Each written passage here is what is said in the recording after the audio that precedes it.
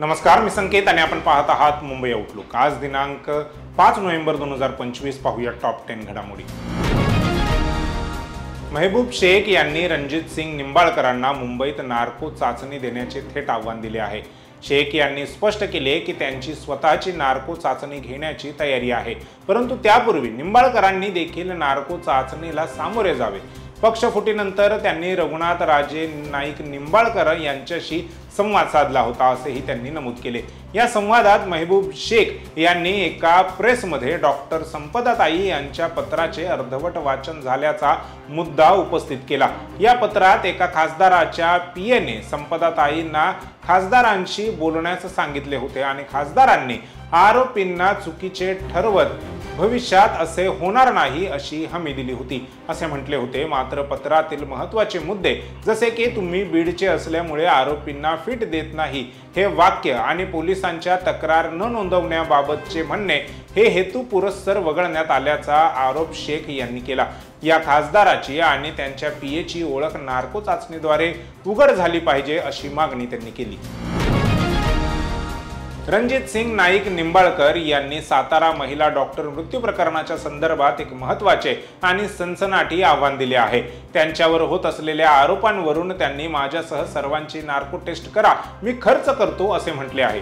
निंबाळकर यांनी स्पष्ट केले की त्यांच्यावर आरोप करणाऱ्यांनी देखील नार्को टेस्टची तयारी ठेवावी, जेणेकरून या प्रकरणातील सत्य समोर येईल। या प्रकरणी होत असलेल्या आरोप प्रत्यारोपांच्या पार्श्वभूमीवर निंबाळकर यांच्या या आव्हानाने महाराष्ट्राच्या राजकीय वर्तुळात चर्चेला उधाण आले आहे। त्यांनी स्वतःची नार्को टेस्ट करण्याची तयारी दर्शवून सत्य समोर आणण्यासाठी हा पुढाकार घेतल्याचे म्हटले जात आहे। यामुळे प्रकरणाची गंभीरता वाढली असून अनेक प्रश्न उपस्थित झाले आहेत। राहुल गांधींनी एका पत्रकार परिषदेत बिहारमधील मतदार यादीतील कथित अनियमिततांवर गंभीर आरोप केले। त्यांनी बिहारमधील काही लोकांना मंचावर बोलावून त्यांच्या समस्या मांडण्यास सांगितले। जमुई जिल्ह्यातील धरमपूर गावातील रहिवाशांनी आपली नावे मतदार यादीतून हटवल्याचे सांगितले। एका दिव्यांग व्यक्तीने माहिती दिली की त्यांचे आणि त्यांच्या कुटुंबियांचे नाव हे मतदार यादीतून काढण्यात आले आहे, तसेच वारंवार अर्ज करूनही ते पुन्हा जोडले गेले नाही। महाडमध्ये गुन्हेगारी वाढत असल्याचा आरोप करत महाराष्ट्र नवनिर्माण सेनेचे नेते अविनाश जाधव यांनी पोलीस प्रशासनावर गंभीर प्रश्नचिन्ह उपस्थित केले आहेत। महाड मनसे शहर प्रमुख पंकज उमासरे यांच्यावर झालेल्या जीवघेण्या हल्ल्यानंतरही मुख्य आरोपीला अटक न केल्याने जाधव यांनी तीव्र नाराजी व्यक्त केली। त्यांच्या म्हणण्यानुसार आरोपीला मंत्र्यांच्या बंगल्यावर पाहिले गेले होते, तरीही पोलीस कारवाई करत नाहीत। जाधव यांनी महाडमध्ये भंगार माफिया गुन्हेगारी वाढत असून तरुणांना प्रवृत्त करत असल्याचे म्हटले जात आहे। त्यांनी पोलिसांना शनिवारपर्यंत मुख्य आरोपीला अटक करण्याची मुदत दिली आहे, अन्यथा सोमवारी महाड बंद पुकारण्यात येईल असे जाहीर आवाहन केले आहे। या बंदमध्ये मुंबईसह परिसरातील मनसे पदाधिकारी आणि सामाजिक संस्था सहभागी होतील असेही त्यांनी सांगितले। जाधव यांनी महाडमधील व्यापारी आणि नागरिकांना या बंदमध्ये सहभागी होण्याचे आवाहन केले आहे। राहुल गांधी यांनी आजच्या पत्रकार परिषदेत हरियाणा राज्यातील आगामी विधानसभा निवडणुकीत मोठ्या प्रमाणावर मतदार यादीतून नावे वगळण्यात आल्याचा आरोप केला आहे। राहुल गांधींनी या गैरप्रकाराला ब्राझिलियन मॉडेल असे संबोधले आहे। यात अस्पष्ट फोटो, वगळलेले मतदार आणि शून्य घर क्रमांक यांचा वापर करून निवडणूक प्रक्रिया प्रभावित करण्याचा प्रयत्न केला जात असल्याचे त्यांनी म्हटले आहे। भाजपने उत्तर प्रदेश आणि हरियाणा या दोन्ही ठिकाणी मतदारांना मतदान करण्याचा पर्याय मिळवला असल्याचा आरोप केला आहे। या घडामोडींमुळे हरियाणातील निवडणूकच झाली नसल्याचा गंभीर दावा देखील राहुल गांधी यांनी केला। अहिल्यानगर मनमाड महामार्गाच्या रखडलेल्या कामावरून अहिल्यानगरचे आजी माजी खासदार सुजय विखे पाटील आणि निलेश लंकेंमध्ये सध्या राजकीय आरोप प्रत्यारोप सुरू आहेत। खासदार सुजय विखे पाटील यांनी त्यांच्या कार्यकाळात या मार्गाच्या कामात झालेल्या प्रगतीवर स्पष्टीकरण दिले आहे। त्यांनी सांगितले की खासदार झाल्यानंतर त्यांनी केंद्रीय मंत्री नितीन गडकरी यांची भेट घेतली आणि कामातील अडचणी दूर करण्याचा प्रयत्न केला। कामातील पहिल्या ठेकेदाराला ब्लॅकलिस्ट करण्यात आले, तर दुसऱ्या ठेकेदाराच्या तांत्रिक कारणांमुळे करार रद्द झाला। त्यानंतर तिसऱ्यांदा निविदा प्रक्रिया राबवून काम सुरू करण्यात आले। सध्या बऱ्यापैकी काम सुरू असून राहुरी शहर ते राहुरी फॅक्टरीपर्यंतच्या भागात डांबरीकरण पुढील 10 ते 12 दिवसांपर्यंत पूर्ण करण्याचे आश्वासन अधिकाऱ्यांनी दिले आहे।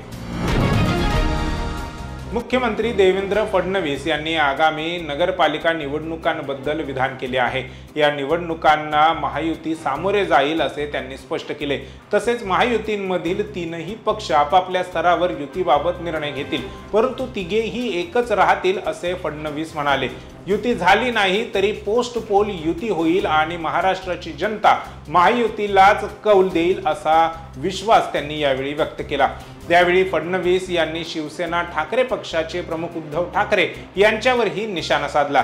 पहिल्यांदा उद्धवजी बाहेर पडले याचा मला आनंद आहे असा उपरोधिक टोला त्यांनी लगावलाय। उद्धव ठाकरे टोमणे मारण्यापलीकडे काहीच करू शकत नाही अशी टीकाही फडणवीस यांनी केली आहे। उद्धव ठाकरे यांनी मराठवाड्यातील शेतकऱ्यांना संबोधित करताना नैसर्गिक आपत्तीमुळे झालेल्या नुकसानीवर चिंता व्यक्त केली। त्यांनी सरकारकडे शेतकऱ्यांसाठी हेक्टरी 50,000 रुपयांची मदतीची मागणी केली। मुख्यमंत्री असताना त्यांनी कोणतीही समिती न नेमता महात्मा फुले शेतकरी कर्जमुक्ती योजना राबवली होती असे त्यांनी सांगितले। शेतकऱ्यांची सर्व माहिती सरकारच्या दप्तरी उपलब्ध असताना मदतीसाठी उशीर का होत आहे असा सवाल त्यांनी विचारला। सध्याच्या सरकारने जाहीर केलेले पॅकेज अपुरे असून शेतकऱ्यांची थट्टा असल्याचे ठाकरे यांनी म्हटले आहे। पीक विम्याचे पैसे किती शेतकऱ्यांना मिळाले असा प्रश्नही त्यांनी उपस्थित केला। राहुल गांधी यांनी आजच्या पत्रकार परिषदेत बिहारमधील मतदार यादीतील कथित अनियमिततांवर गंभीर आरोप केले। बनावट आधार कार्ड कसे बनवले जातात याचा डेमो देताना डोनाल्ड ट्रम्प यांचे आधार कार्ड बनवून दाखवले म्हणून माझ्यावर भाजपने गुन्हा दाखल केला। आज राहुल गांधींनी ब्राझिलियन मॉडेल मॅथ्यूस फेरेरोच्या नावाने 10 वेगवेगळ्या बूथवर 22 वेळेस हरियाणामध्ये मतदार नोंदणी झाल्याचे पुराव्यासकट सिद्ध केले। राहुल गांधींचा डेमो बघून माझ्यावर बनावट गुन्हा दाखल करणाऱ्या भाजपचे डोळे उघडतील ही अपेक्षा असं रोहित पवार यांनी म्हटलं आहे। भारतीय महिला क्रिकेट संघाने पहिलाच एकदिवसीय विश्वचषक आपल्या नावे केला आहे।